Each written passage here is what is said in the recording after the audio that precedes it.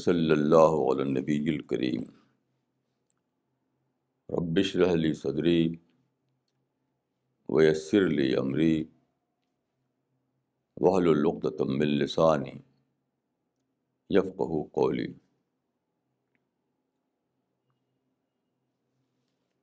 میں سوچ رہا تھا کہ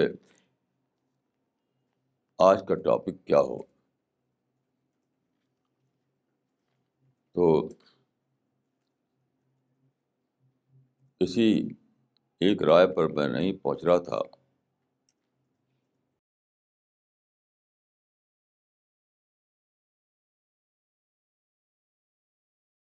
پھر مجھے یہ آج کا ٹائمس آف انڈیا ملا، یعنی جنوری 12 کا ٹائمس آف انڈیا. اس میں دیکھیے ایک نیوز آئٹم ہے جارج بش کے بارے میں، یعنی یونائٹڈ اسٹیٹس کے جو پریزیڈنٹ ہیں جارج بش جونیئر، ان کے بارے میں.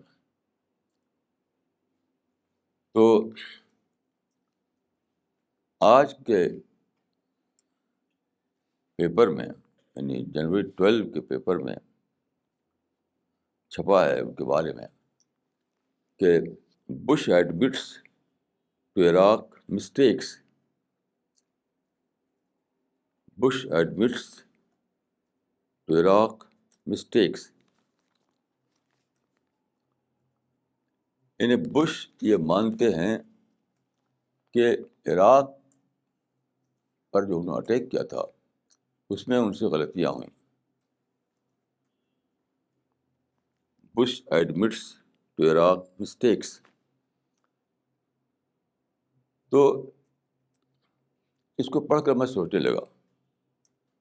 واقعہ ہے کہ سارا دن میں سوچتا رہا کہ ایسا کیسے ہوا. آپ جانتے ہیں کہ یو ایس اے جو ہے وہ سپر پاور مانا جاتا ہے. ان کے پاس ہر قسم کا انفراسٹرکچر ہے. دنیا کے سب سے اچھا ایڈمنسٹریشن ان کے پاس ہے. ان کے پاس سب سے اچھا تھنک ٹینک ہے. کہا جاتا ہے کہ دنیا بھر کے جتنے انٹیلیجنٹ لوگ ہیں وہ امریکہ میں جمع ہیں. ان کا انٹیلیجنس بہت اونچا ہے. ٹیکنیکل اعتبار سے وہ سب سے زیادہ آگے ہیں. ہر چیز میں امریکہ جو ہے وہ سپیریئر ہے ساری دنیا سے. تو پھر اس نے ایسی غلطی کیسے کی؟ دیکھیے یہ سمپل بات نہیں ہے. یہ سمپل بات نہیں ہے. اس کے پیچھے ایک بہت گہرا راز چھپا ہوا ہے. وہ یہ ہے کہ دنیا میں ہمیشہ ایسا ہوتا ہے کہ کچھ باتیں آپ کی پسند کے خلاف ہوتی ہیں. وہ آپ کا بہت بڑا ٹیسٹ ہوتا ہے کہ وہاں آپ ایموشنل رسپانس دیں یا کنسیڈرڈ رسپانس دیں، یعنی سوچا سمجھا رسپانس دیں یا جذباتی طور پر کچھ کر ڈالیں. تو آپ جانتے ہیں کہ سپتمبر 11 2001 کو امریکہ میں ایک بہت بڑا واقعہ ہوا کہ نیو یارک ٹاور کو ہوائی جہاز سے ٹکرا کر تباہ کر دیا گیا. یہ امریکہ کی گلوری کو چیلنج کرنا تھا. یہاں پر امریکی لوگ بھڑک اٹھے. سارے امریکہ میں میں سمجھتا ہوں کہ میجارٹی امریکنس کی جو تھی وہ ریونج کی لینگویج بولنے لگی. تو ریونج کیا ہے؟ ریونج تو ایموشنل رسپانس ہے کی سچویشن کا. میں جب کئی بار امریکہ گیا ہوں میں، تو ایک بار ایسا ہوا کہ میں یہ نیو یارک ٹاور کے اوپر چڑھا، جو بہت ہی اونچا ہے. جب بنا تو سب سے اونچا ٹاور وہی تھا. تو جب میں ایک دم اس کے اوپر پہنچا، اوپر سے جب نیچے دیکھا میں نے لوگوں کو، تو لوگ بہت ہی ڈارک دکھائی دے رہے تھے، بہت ہی چھوٹے چھوٹے سڑکوں پر رینگ رہے تھے، ڈارک. تو میرے مائنڈ میں آیا کہ امریکنس نے جب یہ بنایا ہوگا یہ ٹاور، اس کے اوپر چڑھے ہوں گے پہلی بار، تو انکانشیسلی یا کانشیسلی انہوں نے سمجھا ہوگا کہ ساری دنیا ہمارے مقابلے میں ڈارک ہے، ہم سپریم ہیں، ہم سب سے بڑے ہیں. کانشیسلی تو نہیں آیا ہوگا لیکن انکانشیسلی ضرور آیا ہوگا، کیونکہ وہاں پہ جب میں چڑھا ہو کہ اس پر، تو عجیب سین تھا وہ. ہم تو 6 فٹ کے انسان تھے، اور وہ 6 انچ کا دکھائی پڑتا تھا وہ نیچے جو آدمی چل رہا تھا، سب کے سب ڈوارف. تو اس وقت جب کہ وہ بنا تو اتنا اونچا، اتنی اونچی بلڈنگ پوری ہسٹری میں کبھی نہیں بنی تھی. تو اٹ واز بٹ نیچرل کہ امریکنس کے مائنڈ میں انکانشیسلی آئے کہ ہم سب سے اونچے آ گئے ہیں، ہم سپریم ہیں، شاید دنیا ہمارے مقابلے میں ڈوارف ہے. تو یہ تھا پرائڈ. تو نیو یارک ٹاور جو تھا وہ امریکنس کی گلوری کا نشان تھا، اس سے ان کو پرائڈ ملتا تھا، اس کو توڑ دیا کچھ لوگوں نے، عجیب و غریب طور پر توڑا کہ ہوائی جہاز سے ٹکرا دیا اس کو. کچھ ہوائی جہازوں کو ہائی جیک کیا، ہائی جیک کر کے لے آ کر ٹکرا دیا. یعنی خود تو سوسائڈ کیا انہوں نے، اور ساتھ ساتھ امریکہ کی گلوری پر بھی انہوں نے اتنا بڑا اٹیک کیا جس کو امریکہ افورڈ نہیں کر پایا. تو ریونج میں پڑ گیا وہ. پرائڈ کے ساتھ ریونج جڑا ہوا ہے. اگر آپ کے اندر ماڈسٹی ہو، اپنے آپ کو بہت کم سمجھتے ہو آپ، تب آپ کے اندر ریونج نہیں آئے گا. ماڈسٹ آدمی کے اندر ریونج کا جذبہ نہیں آتا. وہ تو جس کے اندر آروگینس ہے، جس کے اندر پرائڈ ہے، جس کے اندر ایگو ہے، اس کے اندر بھڑکتا ہے ریونج کا جذبہ.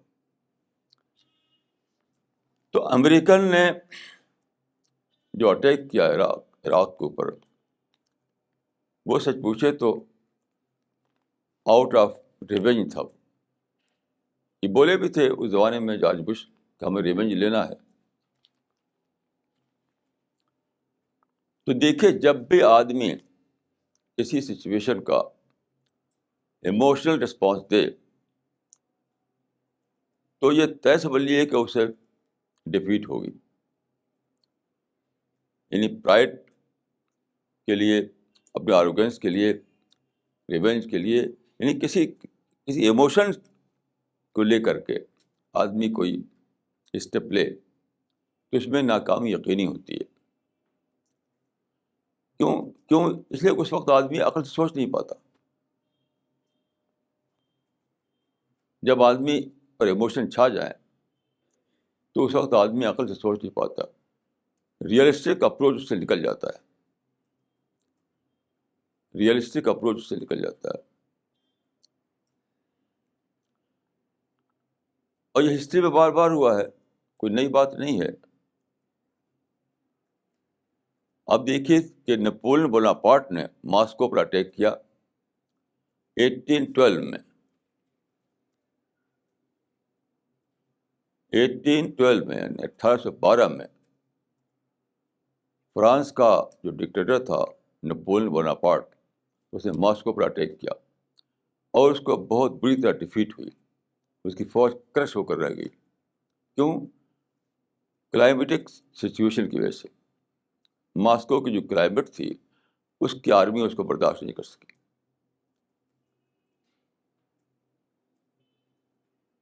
تو 1812 میں یعنی 1812 میں نیپولن بوناپارٹ کے ساتھ ایسا ہوا. وہ چاہتا تھا کہ سارے یورپ کو فتح کر ڈالے، سارے یورپ پہ اپنا جھنڈا لہرا دے. اب اس میں وہ سرشار تھا، اس یعنی اپنی سیلف گلوری میں اتنا زیادہ وہ اس کے ایموشنز بھڑکے ہوئے تھے کہ وہ سوچ نہیں سکا ریئلٹیز کو. لیکن پھر دیکھیں اسی کو ریپیٹ کیا ہٹلر نے، یعنی 1941 میں ہٹلر نے ماسکو پر اٹیک کیا. اس کے اندر بھی یہی آ گیا تھا کہ ہم پورے یورپ پر ہمیں رول کرنا ہے. تو اتنی بڑی ہسٹری تھی اس سے پہلے، اس سے اس نے کوئی لیسن نہیں لیا، اور اسی ناکام ہسٹری کو دہرایا جو نپولن کے زمانے میں ایک ہسٹری جو بن چکی تھی، اسی کو پھر دہرایا اس نے، اور وہی سیم فیٹ اس کا ہوا. ہٹلر کی فوجیں ماسکو کی طرف جب بڑھیں تو وہاں انہیں دوبارہ وہاں کی جو کلائمیٹ تھی، اس کلائمیٹک جو سچویشن تھی وہاں کی، اسے پھر ان کو فیس کرنا پڑا، اور سب کے سب اس میں مر گئے. سخت ڈیفیٹ ہوئی ہٹلر کو دوبارہ. تو ہسٹری میں بار بار ایسا ہوا ہے کہ لوگ جو ہیں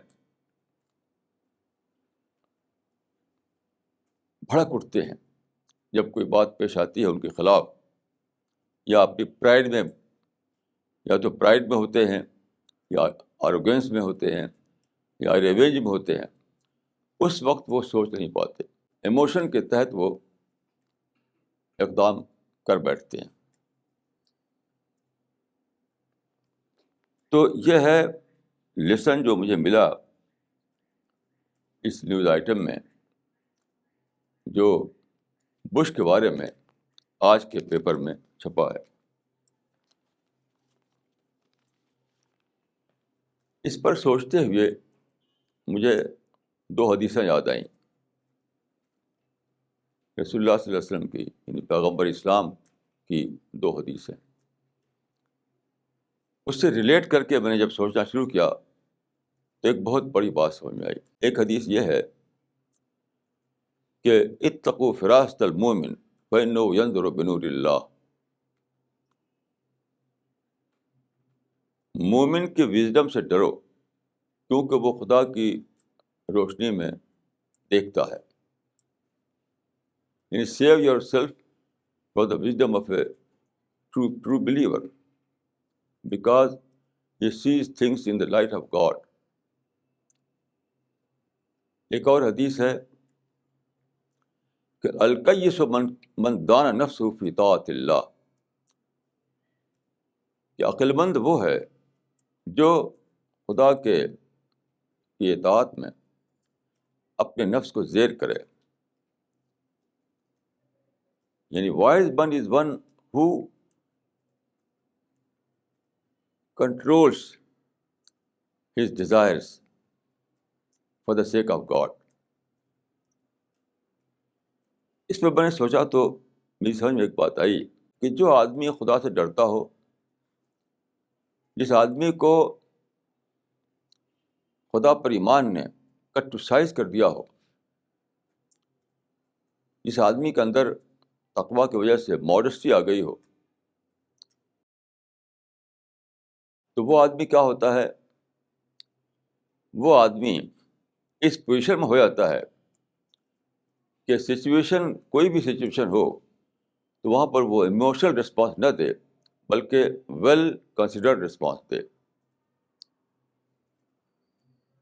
کیونکہ جس کے اندر ماڈسٹی ہوگی، جس کے اندر جو کٹوسائز ہو چکا ہوگا، وہ تو ظاہر ہے کہ بھڑکے بنا سوچے گا، بھڑکے گا نہیں، وہ نہ بھڑک کر وہ سوچے گا. تو جب نہ بھڑک کر وہ سوچے گا تو اس کی سمجھ میں آ جائے گا اس سچویشن میں بیسٹ رسپانس کیا ہے. اور جو آدمی اپنے آپ کو بچائے اس بات سے کہ ایموشن کے تحت وہ کوئی اسٹیپ نہ لے بلکہ عقل سے سوچ کر اسٹیپ لے، تو تو اس کے لیے کامیابی یقینی ہو جاتی ہے، یقینی ہو جاتی ہے. یہ مطلب ہے اس حدیث کا، الکیس من دان نفسہ فی طاعت اللہ. رسول اللہ نے فرمایا کہ عقل مند وہ ہے، وائز مین وہ ہے جس کو خدا کے ایمان نے، خدا کے خوف نے، خدا کے تقوی نے اس قابل بنا دیا ہو کہ وہ اپنی خواہشوں پر کنٹرول کر سکے، اپنے ریونج کے جذبے پر کنٹرول کر سکے، وہ پرائڈ کے جذبے پر کنٹرول کر سکے. جو آدمی اپنے ان جذبات پر کنٹرول کرے گا، کنٹرول کر کے سوچے گا، تو اس کی پلاننگ ہمیشہ صحیح ہوگی، ریئلسٹک ہوگی، حقائق کے مطابق ہوگی. اور جس آدمی کا یہ حال ہو جائے کہ وہ ریئلٹیز کو دیکھے نہ کہ اپنے ایموشنس کو، تو اس کو کون ڈیفیٹ دے سکتا ہے؟ ایک آدمی نے کہا ہے کہ جس کو ہارنا آ جائے اس کو کوئی ہرا نہیں سکتا. جس کو ہارنا آ جائے اس کو کوئی ہرا نہیں سکتا. ہارنے کا مطلب کیا ہے؟ یہی مطلب ہے کہ کسی نے آپ کے ایگو کو چوٹ پہنچائی، کسی نے آپ کے پرائڈ کو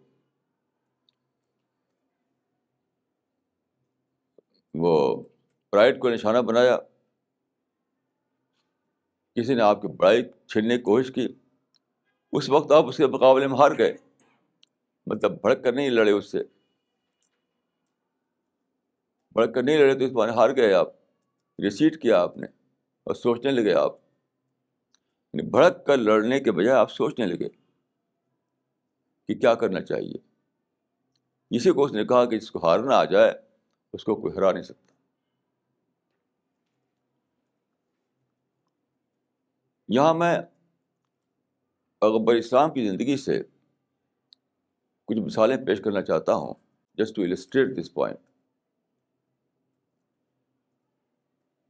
کیونکہ مثالوں سے باتیں کھلتی ہیں. بلکہ میں یہ کہوں گا کہ رسول اللہ صلی اللہ علیہ وسلم کی جو پوری زندگی ہے، جو پوری لائف ہے، وہ سب اسی بات کا گویا ایک پریکٹیکل ڈیمونسٹریشن ہے. اسی بات کا ایک پریکٹیکل ڈیمونسٹریشن ہے. آدمی کو بتاتا ہے کہ کس طرح سے اس دنیا میں ایموشنز سے اوپر اٹھ کر کے فیصلہ کرنا چاہیے، ایموشنز سے اوپر اٹھ کر ڈیسیزن لینا چاہیے، اور ایسا ڈیسیزن ہمیشہ کامیاب ہوتا ہے. چند مثالیں میں دوں گا رسول اللہ صلی اللہ علیہ وسلم کی زندگی سے.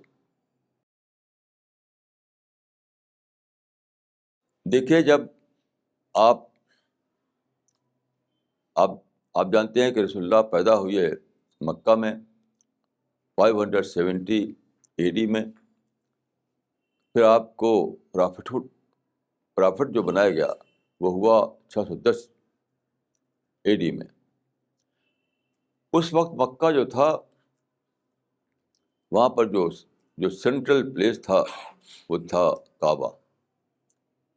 کعبہ کی جو مسجد تھی، وہی مکہ کی پوری زندگی کا سینٹر بنی ہوئی تھی. تو اس وقت کعبہ تھا کس کے قبضے میں؟ مشرکین کے قبضے میں، یعنی آئیڈل ورشپرس کے قبضے میں تھا. حضرت ابراہیم نے بنایا تھا اس کعبہ کو، یعنی توحید کے سینٹر کے طور پر. لیکن جب رسول اللہ آئے مکہ میں، اس وقت لمبی تاریخ کے اندر جو بگاڑ آیا، اس بگاڑ کی وجہ سے اس وقت ایسا تھا کہ وہاں پر سب بت رکھے ہوئے تھے. یعنی عرب کے 360 ٹرائبس میں جو بت پوجے جاتے تھے تو ہر ایک ٹرائب کا بت وہاں رکھا ہوا تھا، ہر ایک ٹرائب کا. آپ جانتے ہیں کہ جہاں بت پوجے جاتے ہیں تو بہت سارے بت ہوتے ہیں، ایک بت نہیں ہوتا ہے. تو 360 ٹرائبس کے جو الگ الگ بت تھے وہ وہاں اللہ کے رکھ دیے گئے تھے. اب غور کیجئے کہ کعبہ کے چاروں طرف وہاں بت ہی بت دکھائی پڑتے تھے. رسول اللہ کا مشن کیا تھا؟ ونیس آف گاڈ کا پیغام دینا، یعنی توحید کا پیغام دینا اور ایک خدا کی عبادت کرنا. اب رسول اللہ کے لیے نماز پڑھنے کی جگہ وہی کعبہ تھی. آپ جانتے اس زمانے میں مکہ ایک چھوٹا سا ٹاؤن تھا بس. آج کل تو بہت بڑا شہر ہے، لیکن تب تو ایک چھوٹا سا ٹاؤن تھا، اس کے بیچ میں کعبہ تھا. تو آپ روزانہ جاتے تھے کعبہ میں نماز پڑھنے کے لیے. آپ جانتے ہیں کہ کعبہ میں نماز اس طرح پڑھ جاتی ہے کہ چاروں طرف پڑھ جاتی ہے، یعنی بیچ میں کعبہ ہے، ادھر سے بھی پڑھیں گے، ادھر سے بھی پڑھیں گے، ادھر سے بھی. یعنی کعبہ میں ایسا نہیں ہوتا جیسے ہم یہاں پڑھتے ہیں ایک طرف، وہاں ایسا نہیں ہوتا، وہاں چاروں طرف پڑھا جاتا ہے. تو وہاں پر چاروں طرف بت تھے، جدھر سے بھی آپ نماز پڑھیں وہاں سامنے بت ہوتا تھا. تو اکثر میں سوچتا ہوں کہ اگر اس زمانے میں کیمرہ ہوتا اور کوئی فوٹوگرافر وہاں کھڑا ہوا ہوتا تو کیا ہوتا؟ وہ فوٹو لے لیتا اور لگتا کہ رسول اللہ بت کے آگے سجدہ کر رہے ہیں، بت کے آگے ہاتھ باندھ کے کھڑے ہوئے ہیں، کیونکہ چاروں طرف بت تھے. بت کسی پیٹی میں بند کر نہیں رکھے ہوئے تھے، چاروں طرف رکھے ہوئے تھے.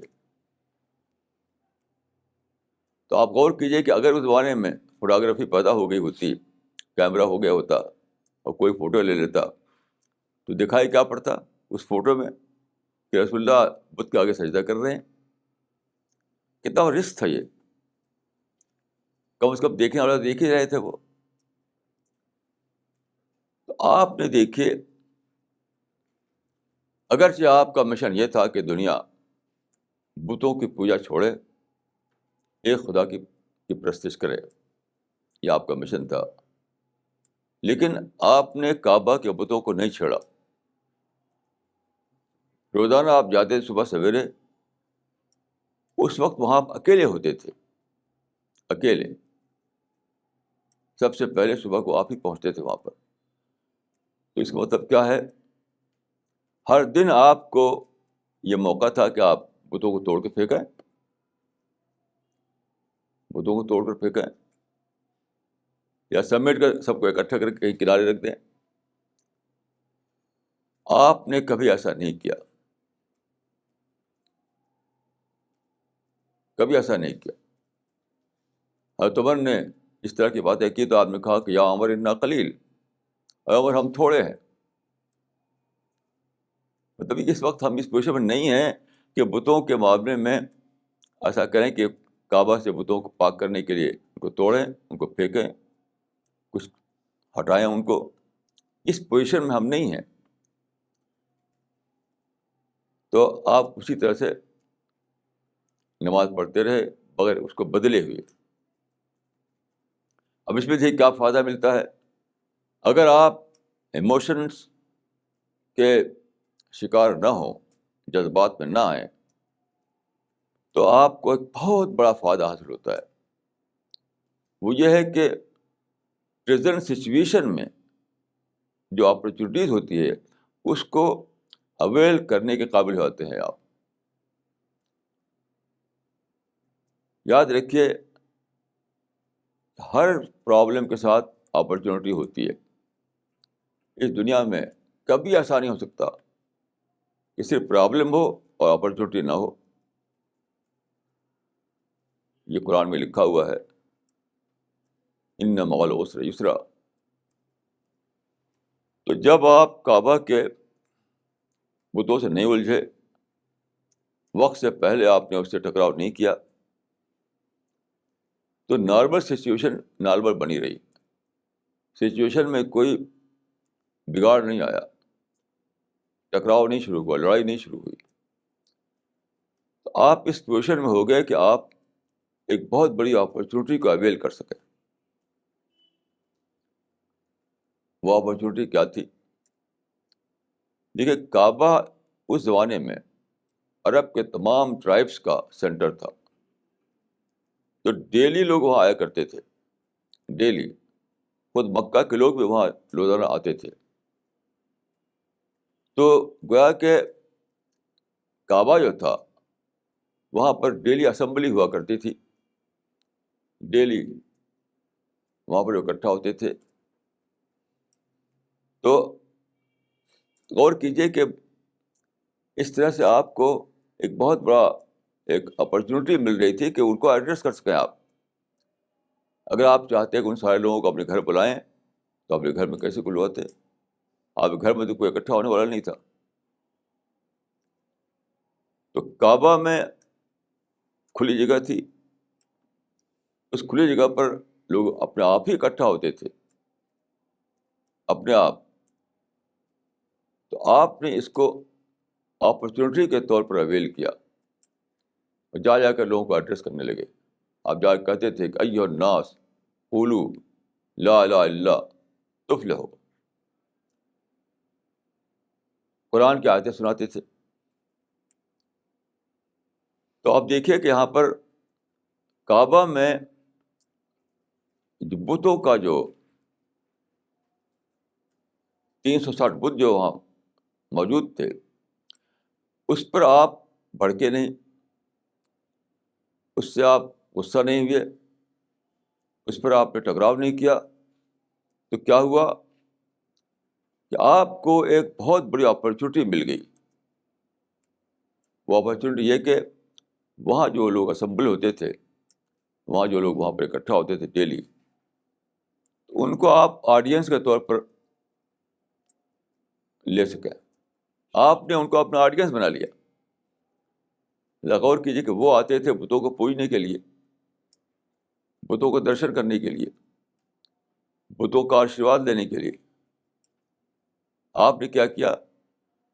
ان کو اپنے لیے بطور آڈینس استعمال کیا. نہ بھڑکنے کی وجہ سے یہ وزڈم آئی. نپولین اور ہٹلر اور جارج بش بھڑک گئے، اس لیے وہ اویل نہیں کر سکے اس اپرچونیٹی کو. سب کا یہ قصہ ہو رہا ہے، ساری ہسٹری میں ہو رہا ہے. بھڑک بھڑک کر لوگ اپرچونیٹی کو کھو رہے ہیں. تو رسول اللہ بھڑکے نہیں، مشتعل نہیں ہوئے، اگرچہ وہاں ایک بہت ہی پرووکیٹو سچویشن موجود تھی کھلے طور پر، لیکن آپ اس پر بھڑکے نہیں. تو اب دیکھیں کہ اتنی بڑی آپ کو اپرچونیٹی مل گئی کہ وہاں جو اپنے آپ جو اسمبلی ہوا کرتی تھی، اپنے آپ کی کوشش کے بغیر، تو آپ کو بالکل یعنی ایک وہاں پر پورے عرب کا ایک آڈینس مل گیا آپ کو. وہاں ڈیلی آتے تھے لوگ، جاتے تھے. تو ان کو آپ نے بطور آڈینس استعمال کیا اور اسلام کا پیغام بہت تیزی سے سارے عرب میں پھیلنے لگا. یہ ہے وزڈم، یہ ہے جو میں نے عرض کیا کہ ایموشنل رسپانس نہ دینا بلکہ ویل کنسیڈرڈ رسپانس دینا. اس سے کتنا بڑا فائدہ حاصل ہوا آپ کو. اب دیکھیے، اس طریقے سے آپ کام کرتے رہے یہاں تک کہ اور دھیرے دھیرے لوگ آپ آتے رہے. آپ پہلے اکیلے تھے، ایک دم اکیلے. شروع کے زمانے کی بات ہے، ایک آدمی آیا وہاں پر باہر سے. تو واپس جب گیا تو اس کا جو ٹرائب کے لوگ تھے انہوں نے پوچھا کہ مکے میں کیا دیکھ کے آئے، کوئی مکہ کی کوئی نئی بات بتاؤ. تو شروع زمانے میں یہ حال تھا کہ اس نے جو خبر دی تو وہ یہ تھی خبر: محمد تنبا وتبعہ ابن ابی قحافہ. محمد تنبا و تبعہ ابن ابی قحافہ، کہ وہ ایک آدمی ہے جس کا نام محمد ہے، وہ کہتا ہے کہ وہ میں نبی ہوں، اور ایک آدمی ہے جس کا نام ابوبکر ہے، اس کا ساتھ دے رہے ہیں. اس طرح سے خبر دی، رپورٹ دی اس نے. شروع زمانے میں جو رپورٹ دی اس نے وہ یہ تھی کہ ایک شخص نے نبی ہونے کا دعویٰ کیا ہے اور ایک شخص ان کا ساتھ دے رہا ہے. تو بڑھتے بڑھتے بڑھتے بڑھتے مکہ میں تقریباً 200 آدمی ہو گئے، اور یہ لوگ بہت وہاں کے اچھے لوگ تھے. اب مکہ والے جو تھے، اب جانتے ہیں کہ چھوٹا سا ٹاؤن تھا وہ، کوئی دلی جیسا شہر تو تھا نہیں وہ. تو مکہ والے اب غصہ ہو گئے. انہوں نے سمجھا کہ ان کے آدمی بڑھ رہے ہیں، ان کی طاقت بڑھ رہی ہے، تو یہ تو اچھی بات نہیں ہے. بڑھتے بڑھتے بڑھتے بڑھتے یہ چھا جائیں گے. تب انہوں نے فیصلہ کیا کہ انہوں قتل کر ڈالو. ان کا یہاں ایک دارالندوہ ہوا کرتا تھا. دارالندوہ گویا کہ عرب کی پارلیمنٹ تھی، اس میں خاص خاص لوگ ہوتے تھے اس کے ممبر. تو دارالندوہ میں انہوں نے اس پر سب کا ڈسکشن ہوا، اور انہوں نے یہ طے کیا کہ محمد کو قتل کر دیا جائے. اس وقت رسول اللہ اس پوزیشن میں نہیں تھے کہ ان سے مقابلہ کریں. آپ کے پاس نہ تلوار تھی، نہ آدمی تھے، نہ آرمی تھے، کچھ بھی نہیں تھا، نہ گھوڑا تھا، نہ کچھ تھا. ان کے پاس سب کچھ تھا، کیونکہ وہ لوگ پاور میں تھے. ان کے ساتھ سارے عرب کے لوگ تھے، سارے ٹرائبس تھے ان کے ساتھ. اس وقت دیکھیے ایک شکل یہ تھی کہ ہر سے باد آباد ماں کشتی درا بنداختے ہیں، اور بے خطر کود پڑا آتش نمرود میں عشق. یہ جو انداز ہے سوچنے کا، اس انداز پر آپ نے سوچا ہوتا کہ کچھ بھی ہو ہم تو لڑیں گے، ہمارا رائٹ ہے، یہ ہمارا ہوم لینڈ، ہمارا ہوم ٹاؤن ہے، کون ہم کو نکال سکتا ہے یہاں سے؟ ہم نے کون سا قصور کیا کہ ہم کو کوئی مارے گا؟ ہم تو پیسفل طریقے سے اپنی بات پھیلا رہے ہیں، تو ہم تو لڑیں گے، ہمارا رائٹ ہے لڑنا. تو ایک سوچ یہ تھی جو کہ اکثر لوگوں کی ہوا کرتی ہے کہ ہم رائٹ ہے، ہم تو لڑیں گے رائٹ کے لیے، جو ہونا ہے ہونے دو. ایسا نہیں کیا آپ نے. پھر آپ نے سوچا، یعنی ایموشنل رسپانس نہیں دیا آپ نے، بلکہ سوچا سوچا سوچا، اور یہ طے کیا کہ مکہ چھوڑ کر مدینہ چلے جائیں. اور ایک لمبی پلاننگ تھی، یہ اچانک نہیں ہوا. یہ مائیگریشن سے پہلے آپ نے 2 آدمی بھیجے مکہ سے مدینہ. وہاں جا کر وہ لوگوں کو قرآن سناتے تھے. قرآن اس وقت جتنا قرآن اترا تھا، کیونکہ سارا قرآن تو اترا نہیں تھا، اس لیے ان دونوں آدمیوں کو وہاں مقری کہا جاتا تھا. مقری مطلب ہوتا ہے ریڈر، پڑھ کر سنانے والا. یہ دونوں آدمی مدینہ میں مقری کہے جاتے تھے، کہ جہاں دیکھتے کہ 4-10 آدمی ہیں تو جا کر کے وہاں قرآن پڑھ کے سنانے لگتے ہو. یہ آپ نے بھیجا تھا اندازہ کرنے کے لیے کہ مکہ اور مدینہ میں کیا کوئی ڈفرینس ہے، کیا مکہ والوں کے مقابلے میں مدینہ والوں میں زیادہ ریسیپٹیوٹی ہے، اس کا اندازہ کرنے کے لیے. کیونکہ سارے لوگ یکساں نہیں ہوتے. تو یہ لوگ جب وہاں گئے تو کیا ہوا کہ وہاں کوئی ریسسٹنس نہیں ہوا. لوگ سنتے گئے، مانتے گئے. بہت سے لوگ اسلام میں داخل ہو گئے. رسول اللہ صلی اللہ علیہ وسلم نے اندازہ کر لیا، پیش کی، مدینہ والے ریسیپٹیو ہیں، تو آپ نے فیصلہ کیا کہ مکہ چھوڑ کر مدینہ چلے جائیں گے. تو آپ خاموشی سے مکہ چھوڑ کر مدینہ چلے گئے، اور پھر وہاں اسلام بہت تیزی سے پھیل گیا. یہ تھا ایک بہت ہی سوچا سمجھا فیصلہ. اگر جذبات میں آپ آتے تو آپ کہتے ہم وطن کیوں چھوڑیں، ہم تو لڑیں گے اپنے حق کے لیے. آپ نے ایسا نہیں کیا. یونیلیٹرل فیصلہ کر کے آپ نے مکہ چھوڑ دیا، کیونکہ وہاں پر آپ نے دیکھا کہ زیادہ اپرچونیٹیز ہیں مکہ کے مقابلے میں. اور جیسا کہ ہسٹری سے پروو ہو گیا کہ مدینہ والے زیادہ ریسیپٹیو تھے، اور اتنا اسلام پھیلا وہاں کے کتاب میں آتا ہے کہ لم تبقى دار من دور الانصار الا ودخل فيه الاسلام، کہ مدینہ والوں کے گھر میں سے ایک گھر نہیں بچا جہاں اسلام داخل نہ ہو گیا ہو. تو یہ ہے وزڈم جو ملتی ہے خدا پر ایمان سے. خدا پر ایمان آدمی کو کٹرسائز بناتا ہے، خدا پر ایمان آدمی کو ماڈسٹ بناتا ہے، خدا پر ایمان آدمی کو یہ طاقت دیتا ہے کہ وہ ایموشن میں بہہ نہ جائے بلکہ سوچ کر کے فیصلے کرے. تو رسول اللہ نے سوچ کر فیصلہ کیا.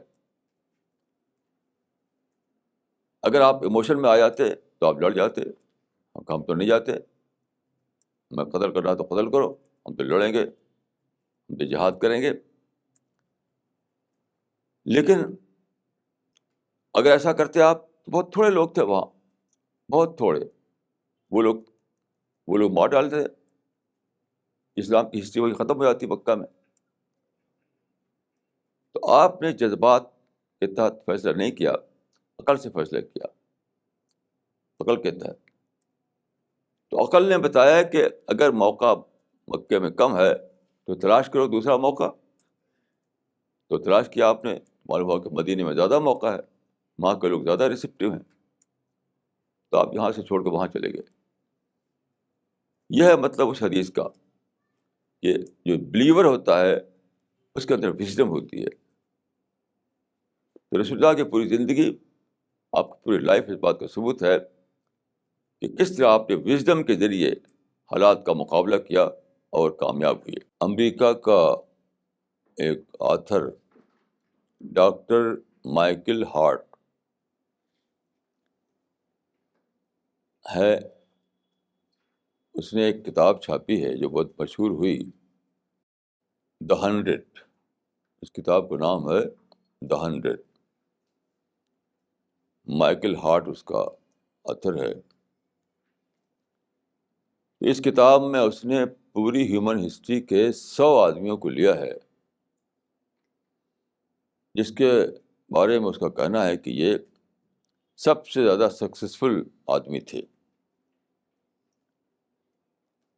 تو سب سے سکسیسفل آدمیوں کی 100 سب سے زیادہ سکسیسفل آدمیوں کی جو لسٹ بنائی ہے انہوں نے، تو ٹاپ پر رکھا انہوں نے محمد صلی اللہ علیہ وسلم کو نمبر 1 پر.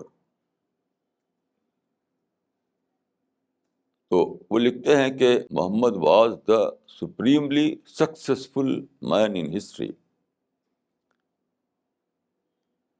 تو اس کتاب میں انہوں نے یہ تو بتایا کہ انہوں نے جو کرائیٹیرین بنایا ہے اس کے مطابق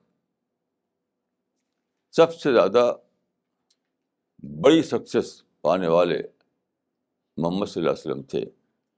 لیکن اس کتاب میں انہوں نے یہ نہیں بتایا ہے کہ آپ کی سپریم سکسیس کا راز کیا تھا، آپ کی اس بڑی کامیابی کا راز کیا تھا. وہ تو جو کتاب جو دا 100 ہے اس میں 100 آدمیوں پر آرٹیکل ہیں، تو ایک آدمی بہت بڑا آرٹیکل نہیں ہوتا اس میں. تو بہرحال اس میں جو آرٹیکل رسول اللہ پر ہے اس میں انہوں نے یہ تو اعلان کیا، لیکن راز کیا تھا آپ کی سپریم سکسیس کا یہ اس کتاب میں آپ نہیں پائیں گے. میں سمجھتا ہوں کہ یہ کوئی میریکل نہیں تھا. دیکھیے اگر یہ میریکل ہوتا تو خدا کی اسکیم کے خلاف ہوتا، کیونکہ خدا نے رسول اللہ کو بھیجا ہے نمونے کے طور پر. لقد کان لکم فی رسول اللہ اسوۃ حسنہ، یعنی رسول اللہ کی زندگی میں تمہارے لیے بیسٹ ایگزامپل ہے. تو اگر مریکلسلی یہ ہوا ہوتا تو وہ تو اکیلے انہی کی بات تھی، سب کے لیے نمونہ تو نہیں ہوتا وہ. میریکل کسی ایک انسان کی صفت ہوتی ہے، سارے لوگوں کے لیے نمونہ نہیں ہوتا وہ. اس لیے میں یہ مانتا ہوں کہ یہ جو کچھ ہوا یہ بطور میریکل نہیں ہوا، بلکہ وہ ایسے اسباب کے ذریعے ہوا کہ جس کو ہم اسٹڈی کر کے سمجھ سکیں. تو جہاں تک میں سمجھتا ہوں کہ ایک کم از کم بڑا سبب اس کامیابی کا یہ تھا کہ آپ ہمیشہ معاملات میں ریئلسٹک اپروچ پر قائم رہتے تھے. آپ نے کبھی بھی ایموشنل اپروچ اختیار نہیں کیا. آپ کو ہر قسم کی رکاوٹیں پیش آئیں، آپ کو برا بھلا کہا گیا، آپ کو قتل کرنے کی کوشش کی گئی، یعنی ہر قسم کے آپ کو وطن سے نکالا گیا. تو ہر قسم کی آپ کے خلاف ایسی باتیں ہوئیں جو پرووکیٹو تھیں، لیکن آپ بھڑکے نہیں، آپ مشتعل نہیں ہوئے. ہمیشہ آپ نے سچویشن کا ویل کنسیڈرڈ رسپانس دیا. تو ایک لفظ میں کہوں گا کہ یہ آپ کا جو ریئلزم تھا، آپ کا جو ریئلسٹک اپروچ تھا، وہ بہت بڑی وجہ تھی آپ کی کامیابی کی. تو یہاں میں چند مثالیں دیتا ہوں آپ کو. بہت سی مثالیں ہیں، پوری زندگی آپ کے ایسی مثالوں سے بھری ہوئی ہے. تو یہ جو مثالیں آپ کو دے رہا ہوں میں، یہ آپ کے پرسنل لائف کے لیے بھی ہیں، فیملی لائف کے لیے بھی ہیں، سوسائٹی کے لیے بھی ہیں، نیشنل اور انٹرنیشنل، ہر جگہ آپ اس کو اپلائی کر سکتے ہیں اس پرنسپل کو. کیونکہ یہ دنیا جو ہے آپ جانتے ہیں کہ ٹیسٹ کے لیے بنی ہے. ہر انسان کو آزادی دی ہے خدا نے، تو ہمیشہ انسان اپنی آزادی کو مس یوز کرتا ہے. اس کی وجہ سے یہاں بڑے بڑے پرابلم ہمیشہ ہوتے رہتے ہیں ایک کے خلاف. اسی کی وجہ سے غصہ، یعنی اینگر اور ریونج اور یہ سب چیزیں ہوتی رہتی ہیں دنیا میں. تو یہ ساری سچویشن کے باوجود رسول اللہ صلی اللہ علیہ وسلم ہمیشہ کول بنے رہے. کول کا مطلب یہ ہے کہ آپ نے ایموشنل رسپانس کبھی بھی نہیں دیا، غصے میں کبھی بھی نہیں بڑھتے آپ، بلکہ ہمیشہ سوچ سمجھ کر اسٹیپ لیا جو اسٹیپ آپ کو لینا تھا. مثال کے طور پر جب آپ نے مائگریشن کیا اور مکہ سے مدینے آ گئے تو یہاں پر اسلام بہت تیزی سے بڑھنے لگا.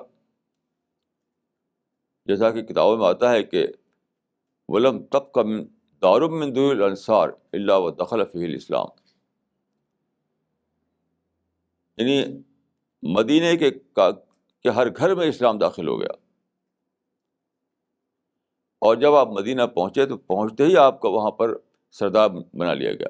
انہوں نے جو استقبال کیا تھا آپ کا، یہ کہہ کر استقبال کیا تھا، آپ دو تھے، آپ اور حضرت ابوبکر، آپ دونوں کا استقبال جو کیا تھا یہ کہہ کر کے آمرین متعین، آمرین متعین، یہ آپ ہمارے سردار ہیں، ہم آپ کی اطاعت کریں گے، آپ جو کہیں گے اس کو ہم فالو کریں گے. یہ اسی سے استقبال کیا گیا مدینے میں آپ کا. تو جب آپ اس طریقے سے وہاں پر اس طریقے سے وہاں پر اسلام کو مواقع ملے تو مدینہ اسلام کے لیے اسٹرانگ ہولڈ بن گیا. یعنی مدینہ کو آپ نے سینٹر بنا کر کے پورے عرب میں اسلام کا پیغام پہنچانا شروع کیا. یہاں تک کہ آپ عرب کے اطراف میں جو ایڈجسنٹ کنٹریز تھے، جو جہاں رولر تھے، تو عرب کے اطراف میں جو لوگ رول کر رہے تھے ان کو بھی آپ نے میسج بھیجا. تو مدینہ کو سینٹر بنا کر کے، ایک دعویٰ سینٹر بنا کر آپ نے کام شروع کیا. تو یہ چیز مکہ والوں کو بہت ناپسند ہوئی کہ مدینے میں پہنچ کر کے اسلام اتنا طاقتور ہو رہا ہے. تو کیا ہوا کہ پھر انہوں نے باقاعدہ اٹیک کرنے شروع کیے.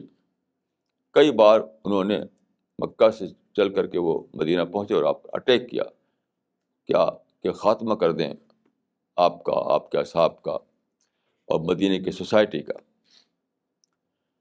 تو پہلا بڑا اٹیک وہ تھا جس کو ہم بیٹل آف بدر کہتے ہیں. اس کے بعد تھا جس کو ہم کہتے ہیں بیٹل آف احد. اس طرح کے کئی اٹیک ہوئے.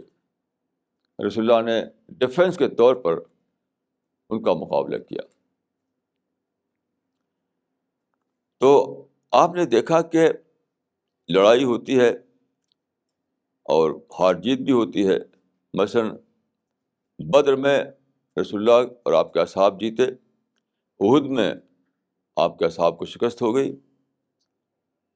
اس طرح کی سچویشن تھی، تو کوئی فیصلہ نہیں ہو پاتا تھا جنگ کے ذریعے سے. تو آپ نے بہت ہی سنجیدگی کے ساتھ، بہت ہی ٹھنڈے طریقے سے سچویشن کا سروے کیا. آپ نے اپنے کئی ڈپوٹیشن بھیجے ادھر ادھر ٹرائبس میں، کہ ٹرائبس میں کیا سوچ ہے، ان کے اندر کتنا ریسیپٹیوٹی ہے. آپ نے یہ اندازہ کیا کہ عرب میں جو ٹرائبس بسے ہوئے ہیں وہ، ان کے اندر سافٹ کارنر آ چکا ہے اسلام کے لیے، یعنی توحید کے لیے. کیونکہ ان کا شرک بہت پکا شرک نہیں تھا، بہت گہرا شرک نہیں تھا، کوئی فلاسفی نہیں تھی اس شرک کی، بس ایک رواج تھا. لیکن ایک شرک وہ ہے جو فلاسفی بیسڈ ہو، ایک وہ ہے جو صرف کلچر کا پارٹ ہو، صرف ایک رواج ہو. تو ان کا شرک کوئی فلاسفی بیسڈ نہیں تھا، صرف ایک رواج تھا. تو آپ نے اپنے سروے کے ذریعے یہ جانا کہ عرب قبائل میں، عرب کے جو ٹرائبس ہیں، ان میں اسلام کے لیے سافٹ کارنر موجود ہے. لیکن ایک چیز ان کی ریکارڈ بنی ہوئی ہے کہ اگر ہم اسلام قبول کر لیں گے تو ہم قریش سے اعتبار ہو جائیں گے. کیونکہ آپ جانتے ہیں کہ قریش نے مائگریشن کے بعد وار ڈکلیئر کر دی تھی رسول اللہ کے خلاف. تو قریش اور رسول اللہ دونوں اعتبار ہو گئے تھے.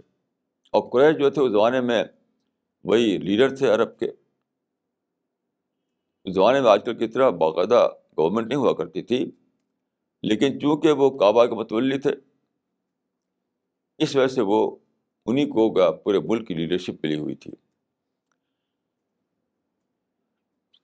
تو آپ نے یہ جانا کہ ٹرائبس جو ہیں ان کے اندر اسلام کے لیے صاف کارڈر آ چکا ہے، لیکن چونکہ انہیں یہ اندیشہ ہے کہ اگر ہم نے اسلام قبول کیا تو ہم قریش سے اعتبار ہو جائیں گے، جس طرح محمد اور آپ کے اصحاب قریش سے اعتبار ہیں.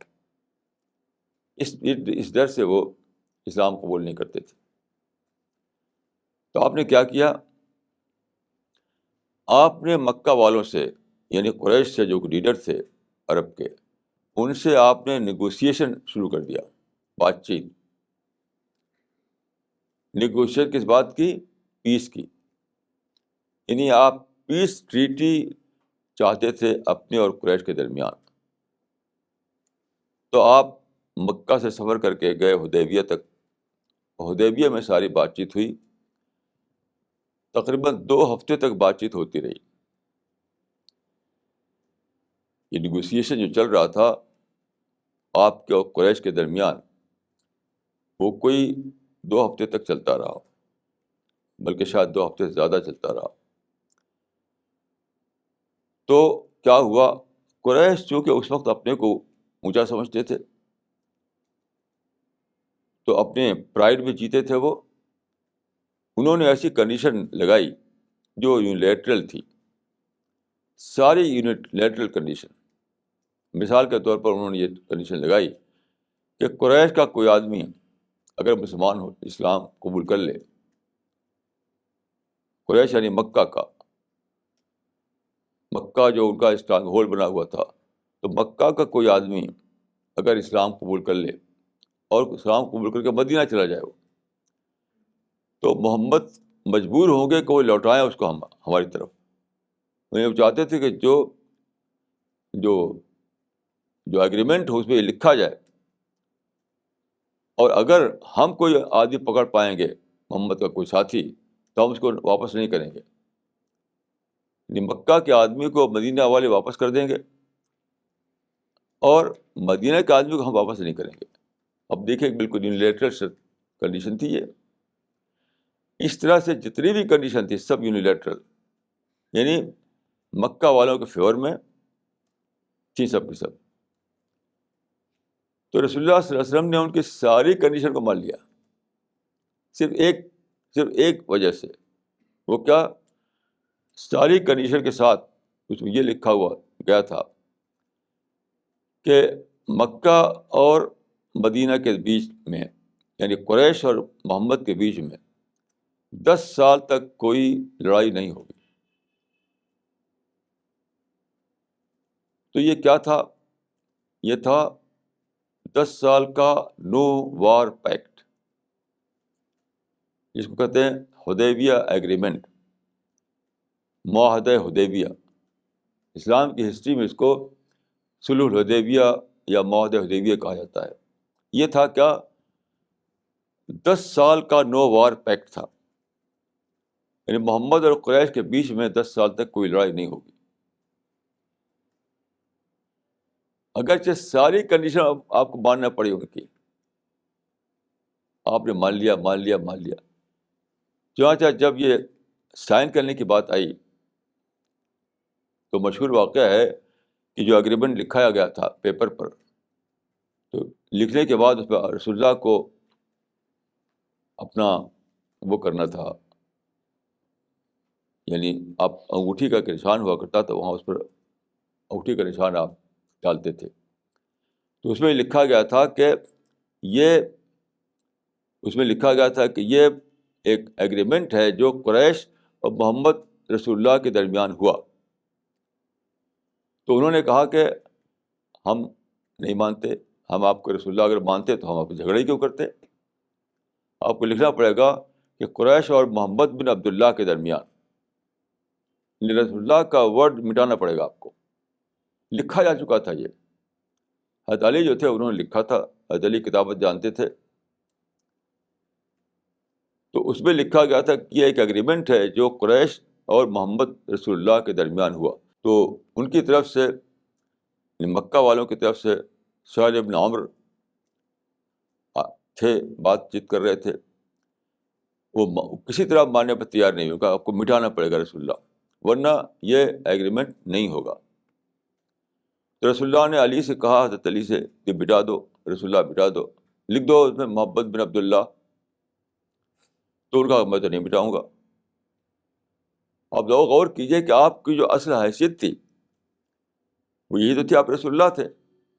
اگر آپ اس کو ہٹا دیں, رسول اللہ کے لفظ کو ہٹا دیں, تو آپ کچھ بھی نہیں ہے پھر. یہ تو ایسے کہ کوئی ایگریمنٹ ہو انڈیا اور کسی اور کنٹری کے بیچ میں, اس میں یعنی ڈاکٹر منموہن سنگھ کا نام ہو, اس میں وہ پرائم منسٹر مٹا دیا جائے. تو کیا ہے, پرائم منسٹر اگر نہ لکھا جائے تو ڈاکٹر منموہن سنگھ ایک عام ناگرک بن جاتے ہیں. تو سارے صحابہ جو تھے وہ تیار نہیں تھے کہ رسول اللہ کا لفظ مٹایا جائے.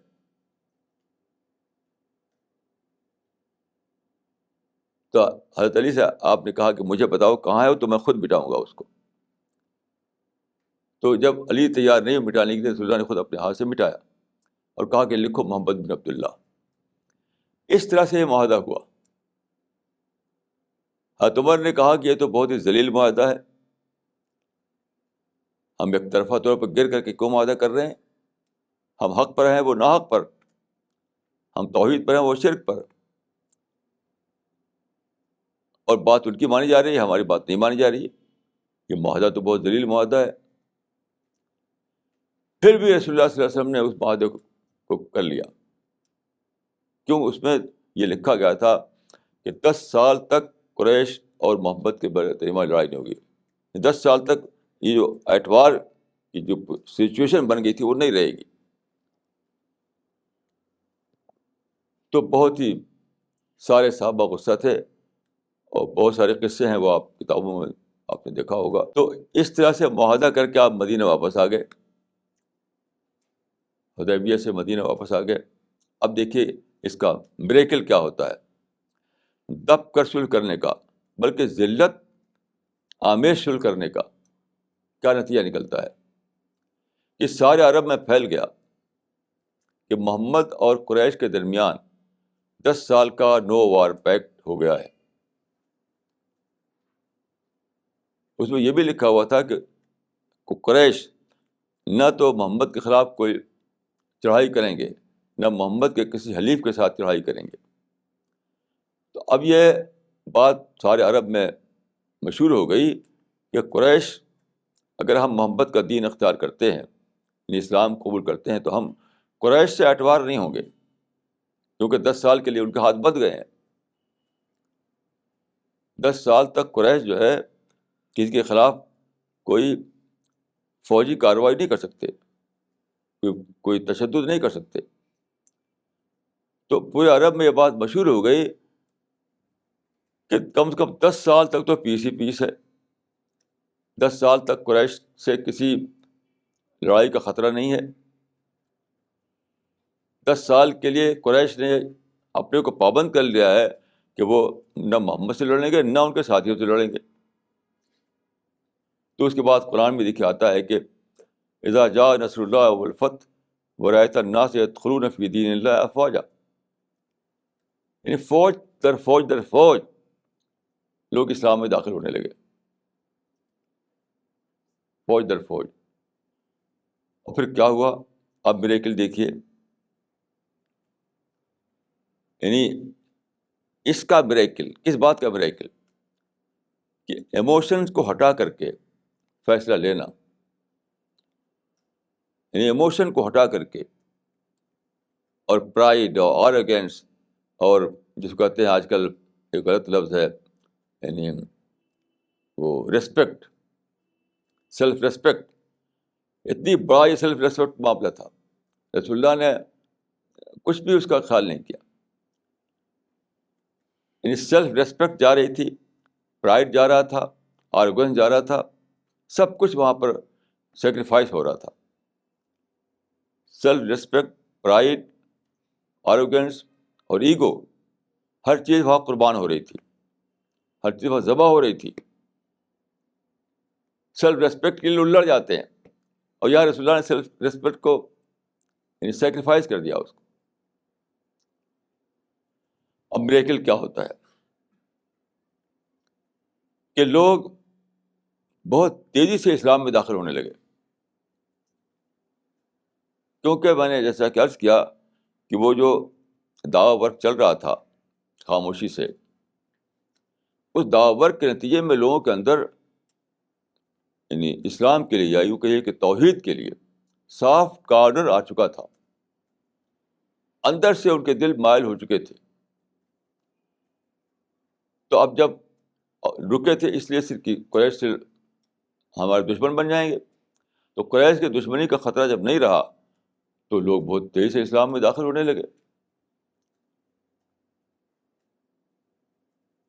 اور اس کے بعد کیا ہوا کہ پھر 2 سال کے اندر اندر ایسا ہوا کہ قریش نے خود ہی اپنی طرف سے غلطی کر کے اس معاہدے کو توڑ دیا.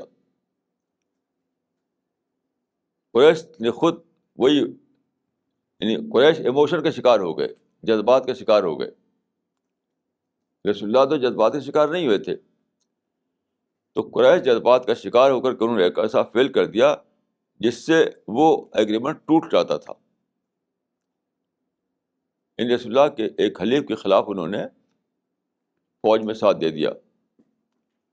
اس کی تفصیل میں نہیں جاؤں گا اس وقت, آپ کتاب میں پڑھ سکتے ہیں. تو قریش چونکہ جذبات میں ہوتے تھے, پرائڈ اور آرگن سے جیتے تھے, تو انہوں نے ایک ایسا فیل کر دیا جس سے کہ اس ایگریمنٹ کی وہ ایگریمنٹ ٹوٹ جاتا تھا. تو آپ نے فوراً اس کا فائدہ اٹھایا اور مارچ کر دیا اپنی مکہ کی طرف. اور جانتے ہیں اس وقت کیا تھا صورتحال, یعنی حدیبیہ ایگریمنٹ کے وقت آپ کے ساتھ کل 1400 آدمی تھے. 1400 صرف 1400. اور جب 2 سال کے اندر اندر آپ نے مکہ کی طرف مارچ کیا، پیسفل مارچ تھا وہ اٹیک نہیں تھا. یاد رکھیے کہ یہ جو آپ نے مارچ کیا تھا وہ ہرگز اٹیک نہیں تھا، وہ پیسفل مارچ تھا. اس وقت آپ کے ساتھ 10,000 آدمی تھے، 10,000.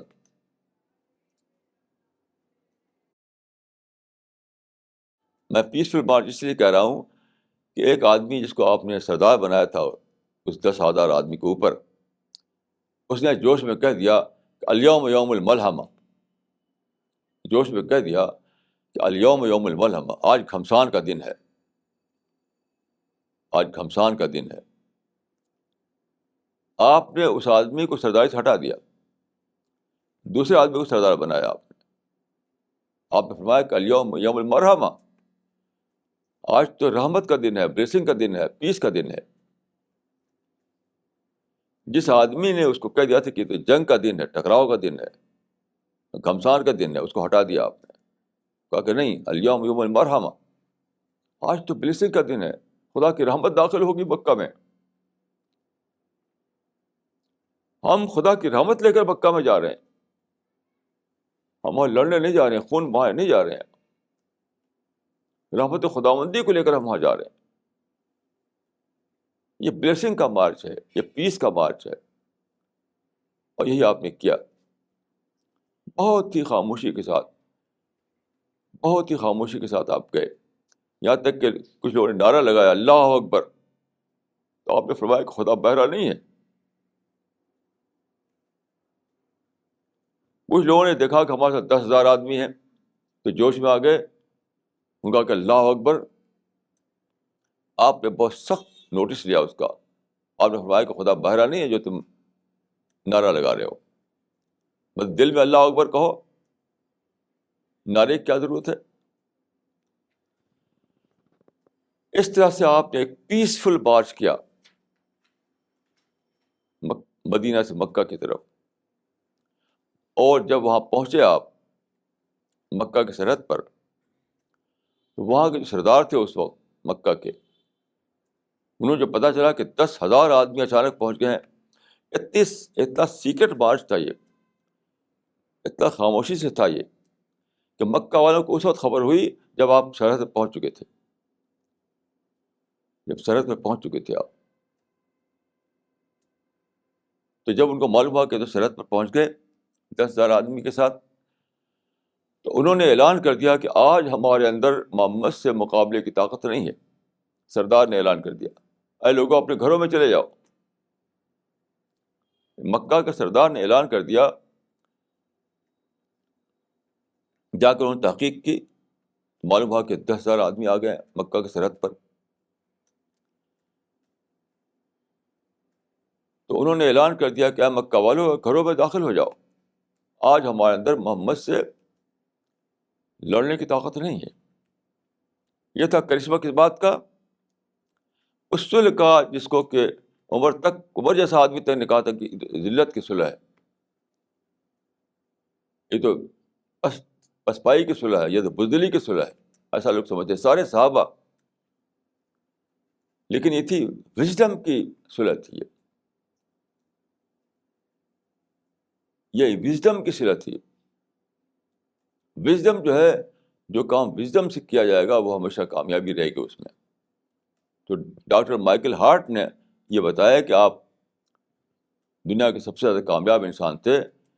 یہ بات انہوں نے نہیں لکھی اس میں کہ کامیابی کا راز کیا تھا، کہ آپ ہمیشہ وژڈم پر چلتے تھے، ایموشن پر نہیں چلتے تھے کبھی بھی. یہ سپریم وژڈم تھی آپ کے پاس، اس وجہ سے آپ کو سپریم سکسیس ملی. اور سپریم وژڈم وہ ہے جس میں آدمی ایموشنس کا شکار نہ ہو، ایموشن کو کنٹرول کرے. جو ایموشن اٹھتے ہیں آدمی کے اندر، غصے کا اور انتقام کا اور اس کی سیلف ریسپیکٹ کا اور آروگینس کا اور پرائڈ کا جذبہ بھڑکتا ہے آدمی کے اندر، اس کو آدمی کنٹرول کرے اور صرف وزڈم کو سامنے رکھ کر کے فیصلہ کرے ریئلسٹک انداز میں. یہ تھا راز آپ کی سپریم سکسیس کا.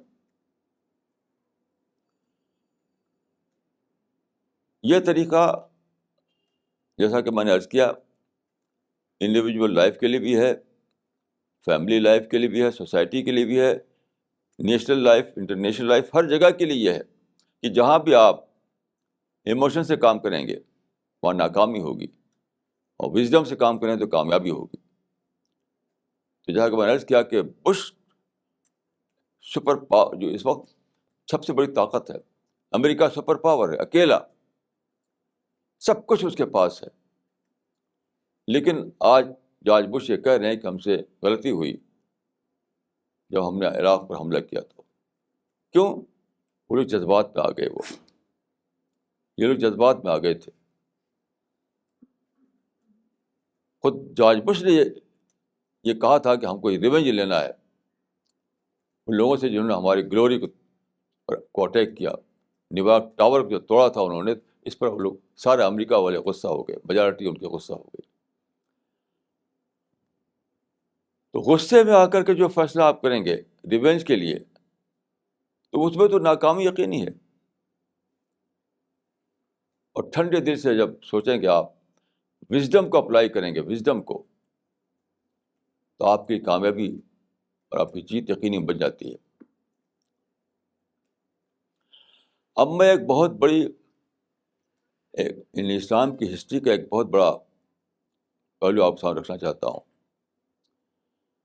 رسول اللہ صلی اللہ علیہ وسلم نے اپنے زمانے میں صحابہ اکرام سے کہا تھا, آپ حدیث کی کسی بھی کتاب میں ایک باب ہوتا ہے کتاب الفتن, اس کو آپ پڑھیے. یہ حدیث کی ہر کتاب میں ملے گا آپ کو, کتاب الفتن. تو یہ چیپٹر جو ہے, اس چیپٹر میں بتایا جاتا ہے رسول اللہ صلی اللہ علیہ وسلم نے یہ وارننگ دی تھی, یہ بتایا تھا کہ میرے بعد سیاسی بگاڑ آئے گا, میرے بعد جو رولر ہوں گے ان میں بگاڑ آئے گا, تو تم مجھ سے کسی بھی حال میں لڑائی مت کرنا, ریوولٹ مت کرنا ان کے خلاف. یہاں تک کہ محدثین نے لکھا ہے کہ اس سے یہ مسئلہ بنایا گیا ہے کہ اسٹیبلشڈ گورنمنٹ کے خلاف ریوولٹ کرنا اسلام میں حرام ہے, حرام. یہاں پر دیکھیے, آپ نے ٹھنڈے طریقے سے معاملے کو سوچا تو آپ نے اس کو سمجھا کہ ہمیشہ کسی بھی گروپ میں بات کو ڈی جنریشن ہوتا ہے. D generation is a law of nature, آپ بچ نہیں سکتے اس سے. تو آپ جانتے تھے کہ آپ کے بعد جو خلافت بنے گی, جو حکومت بنے گی, اس میں ڈی جنریشن ہوگا, رولر میں بگاڑ آئے گا, ہونا ہی ہونا ہے. یہ رولر کے درمیان بگاڑ آئے گا, یہ ہونا ہی ہونا ہے, اس سے بچ نہیں سکتا کوئی بھی گروپ, کوئی بھی گروپ. تو آپ جانتے تھے ایسا ہوگا. تو آپ جانتے تھے کہ اس وقت کچھ لوگ جو ہیں جھنڈا اٹھا سکتے ہیں کہ اصلاح کے نام پر کہ یہ ظالم ہو گئے ہیں ان کو ہٹاؤ, یہ انجسٹس کر رہے ہیں ان کو ہٹاؤ, یہ انصاف سے ہٹ گئے ہیں ان کو ہٹاؤ. یہ ایسی کچھ لوگ اس قسم کے موومنٹ چلائیں گے اور لڑیں گے رولر سے, اور پھر آپس میں یعنی وہ ہوگا, سول وار ہوگی, آپس میں لڑیں گے لوگ, مریں گے لوگ, اور کنسٹرکٹیو کام رک جائے گا. کیونکہ ابھی رسول اللہ کے بعد بہت کچھ ہونا باقی تھا. مثلا قرآن کو مدون کرنا, حدیث کو مدون کرنا, اسلامی لٹریچر تیار کرنا, قرآن کی حدیث کی کمنٹری لکھنا, اس سارا جو اسلام کا کتب خانہ آج اس کو ہم کہتے ہیں, وہ سارے بک جو کو ہم کہتے ہیں Islamic literature, classical Islamic literature جو ہے, جس کو ہم کہتے ہیں اسلام کے سورس بکس یا اسلام کا کلاسیکل لٹریچر, یہ کب بنا ہے؟ رسول اللہ کے بعد بنا ہے. تو آپ جانتے تھے کہ اگر یہ لوگ پولیٹیکل ٹکراؤ شروع کر دیا ان لوگوں نے، تو کیا ہوگا؟ یہ سب کچھ نہیں ہوگا. اسلام کا کوئی تو فانی نہیں بننے پائے گا. اب اس میں دیکھیے، آپ کے سامنے دو میں سے ایک کا چوائس تھا. وہ یہ کہ رولرز کے بگاڑ کو برداشت کریں تاکہ اسلام کا جو کنسٹرکٹیو ورک ہونا ہے وہ ہوتا رہے. اور دوسری بات یہ تھی کہ رولرز کے بگاڑ کو لے کر کے ٹکراؤ کریں اور پھر دوسرا کوئی کام جو ہے وہ کچھ نہ ہو، سب رک جائے. تو آپ نے رولرز کے بگاڑ کو لیسر ایول سمجھا. رولرز کے درمیان جو پولیٹیکل بگاڑ آئے گا اس کو آپ نے لیسر ایول سمجھا، اور جو اسلام کا جو کانسٹرکٹیو ورک رک جائے گا اس کو آپ نے گریٹر ایول سمجھا. تو آپ نے کہا کہ ادو الیہم حقہم واسألوا اللہ حقکم، ان کا حق انہیں دو، اور تمہاری حق تلفی اگر ہو رہی ہے تو اس کو خدا سے مانگو. ان لوگوں کو آپ نے بہت شدت کے ساتھ ڈیوٹی کانشیس بنایا، رائٹ کانشیس نہیں بنایا. اگر آپ رائٹ کانشیس بناتے لوگوں کو تو اپنے حقوق کے لیے وہ حکومتوں سے لڑتے رہتے، رولر سے لڑتے رہتے. لیکن آپ نے کہا اپنی ڈیوٹی کو دیکھو، بس باقی خدا کے حوالے کرو. اس پالیسی کا اتنا زبردست فائدہ ہے کہ تقریباً 500 سال کی تاریخ، جو شروع کی تاریخ ہے اسلام کی، 500 ایئرس کی جو ہسٹری ہے، سارا علمی کام اسی زمانے میں ہوا. اسلام کا سارا جو لٹریچر بنا ہے اسی زمانے میں ہوا ہے. سب سے پہلے دیکھیے قرآن مدون ہوا، اس کی کاپی تیار کر کے صاحب یہاں پھیلائی گئی. حدیث مدون کی گئی اور حدیث کی شرحیں لکھی گئی، قرآن کی تفسیریں لکھی گئیں. پھر سارے علوم بنے، علم کلام، علم فقہ، علم عقائد، اسلام کی ہسٹری، یہ ساری چیزیں تیار کی گئیں، کیونکہ رسول اللہ کے زمانے میں تو ایسا ہوا نہیں تھا. یہاں تک کہ عربی زبان جو ہے، عربی زبان کو ان لوگوں نے اس کی ڈکشنری تیار کی، اس کے قواعد بنائے، اور بہت سے لوگ اسی میں لگ گئے کہ عربی زبان کو محفوظ کرائیں، عربی زبان کے قواعد بنائیں، عربی زبان کی ڈکشنری تیار کریں.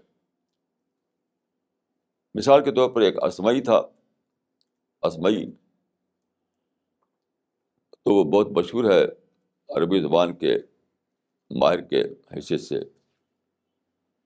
تو اس نے کیا کیا کہ عربی زبان کو سمجھنے کے لیے کہ عربی زبان کیا ہے، بدوؤں کے پاس جاتا تھا. وہ بدوؤں سے جا کر کے سیکھتا تھا. وہ بہت دنوں تک وہ یہی سب کام کرتا رہا. تو لوگوں نے عربی زبان تیار کی، قرآن کو مدون کیا، حدیث کو مدون کیا، حدیث کی شرح لکھی، اور بہت زیادہ کام ہوا. اسلام کی تاریخ لکھی گئی. یہ سب اسی 500 سال کے درمیان ہوا، جبکہ حکومتوں میں بگاڑ آ گیا تھا. بنو امیہ کا بگاڑ، بنو عباس کا بگاڑ. خلافت کے آخری زمانے سے لے کر کے بعد کو جتنی بھی حکومتیں تھیں سب میں بگاڑ آیا. لیکن رسول اللہ صلی اللہ علیہ وسلم نے ہدایت دے دی تھی کہ لڑنا مت تم. چنانچہ یہ ہوا کہ سارے لوگوں نے لڑائی سے اپنے کو بچایا. تابعین کا زمانہ، تابعین تھے، تبا تابعین تھے، محدثین تھے، فقہاء تھے، علماء تھے، صوفیاء تھے. انہی کے زمانے میں سب کام ہوا، اور انہوں نے خروج نہیں کیا، یعنی ریوولٹ نہیں کیا. یہ بالکل الگ رہے، حکومتوں کے بگاڑ کو برداشت کرتے رہے. وہ ریوولٹ کرتے تو سب معاملہ ٹھپ ہو جاتا. تو یہ جو آپ نے کہا تھا کہ جذبات میں مت بھاگنا بلکہ عقل سے کام لینا، جذبات میں بھاگنے کا مطلب کیا تھا؟ حکومتیں لڑ جائیں. آپ نے کہا ان کو چھوڑ دو ان کے حال پر، خدا کے اوپر، اور تم اپنے تعمیری کام میں لگے رہو. یعنی اسلام کا لٹریچر تیار کرنا، اسلام کا کتب خانہ تیار کرنا، اسلامی علوم کو مدون کرنا. یعنی اسلام کی جو لٹریری بیس ہے وہ تیاری نہیں ہوتی. ایک بہت ہی اسٹرانگ لٹریری بیس ہے اسلام کی، جس کو ہم اسلام کا کتب خانہ کہتے ہیں. یہ 500 سال کے اندر بنا. وہی زمانہ ہے جب کہ سارے ہر قسم کا بگاڑ آیا، پولیٹیکل بگاڑ رولرس کے درمیان، کیونکہ آپ جانتے ہیں کہ خلافت راشدہ کے آخری زمانے میں ڈائناسٹی بن گئی تھی، یعنی خاندانی رول قائم ہو گیا تھا، پھر بگاڑ. لیکن یہ جو طبقہ تھا یہ بالکل اس سے الگ رہا اور اپنے کام کرتا رہا. چند ایک لوگ تھے جو لڑے. آج کل کے زمانے میں ضرور لڑائی کرتے ہیں لوگ، اس زمانے میں کوئی نہیں لڑا. تو یہ تھا عقل کا فیصلہ. جذبات کا فیصلہ تو یہ تھا کہ حکومتوں کی اصلاح کی جائے. آپ نے سختی سے منع کر دیا. آپ نے کہا کہ نہیں، عقل سے کام لینا اور لیسر ایول کو برداشت کرنا تاکہ گریٹر ایول سامنے نہ آئے. اس حکیمانہ فیصلے کا نتیجہ ہے اسلام کا کتب خانہ، جو آج اسلام کی اتنی زبردست بیس ہے کہ ویسے بیس کسی بھی مذہب کے پاس نہیں ہے.